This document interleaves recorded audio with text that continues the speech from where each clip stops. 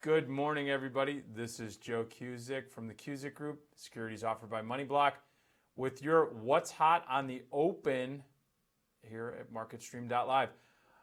Well, it is quite a headline-driven market this morning, and I'm just taking a look at some of them coming across the tape right now. And it looks like we still have political, economic, and corporate developments. Now, the political headlines, it's the obvious one. Clinton email scandal continues to get resurrected right now. On Friday, we saw that market participants took an opportunity to sell, and they took the markets down. But, yes, the FBI probe is going to continue. Whether or not Comey actually has the jurisdiction to do it, we're going to find out. But at the end of the day, they did discover some emails that they didn't find in their earlier reviews. So, you know what? It was nothing more than a knee-jerk reaction as far as I'm concerned. And we're going to keep an eye on that, though, because we do have headline risk with this. In the same vein, we take a look at the oil markets, and crude is down roughly around that $48 mark.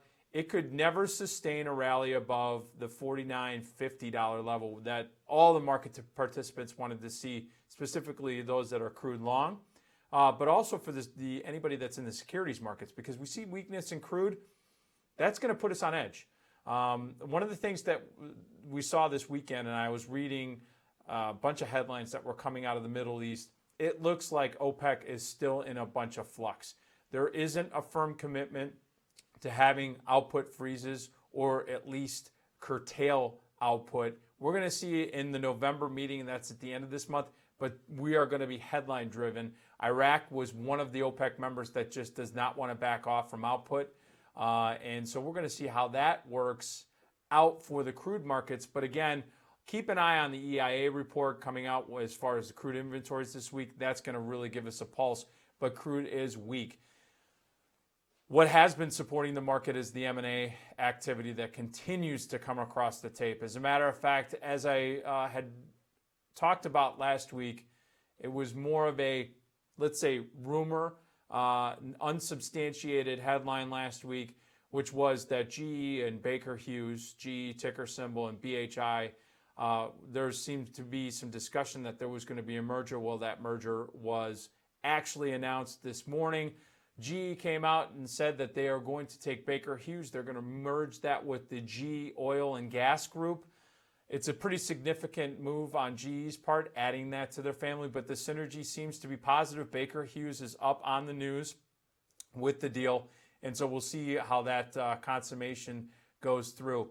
Another deal that had come across the wires at the open was a CenturyLink, ticker symbol CTL, is acquiring Level 3 Communications. Now, I'm looking at the price action right now, but the ticker symbol LVLT, it looks like it's approximately a cash and stock deal of around $34 billion.